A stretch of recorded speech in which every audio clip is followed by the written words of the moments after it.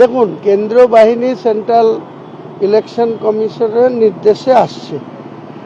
Election কমিশনকে দেখতে হবে যে কেন্দ্রীয় বাহিনী যেন রাজ্য সরকারের প্রশাসনের নির্দেশে পরিচালিত না হয়।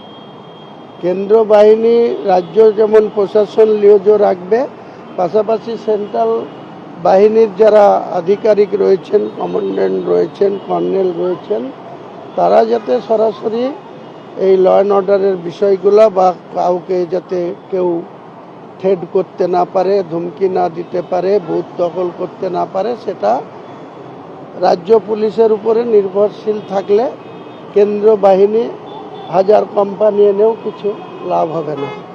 যদি যে কেন্দ্রীয় কোম্পানি আসবে সেটা যদি সঠিকভাবে ইলেকশন কমিশন যদি তাদের বুথ সুরক্ষার জন্য বা সাধারণ মানুষের ভোটারদের নিরাপত্তা নিশ্চিত করতে পারে, তাহলে মানুষ নির্বিঘ্নে নিশ্চিন্তে তাদের পছন্দের প্রার্থীকে ভোট দিতে পারবে।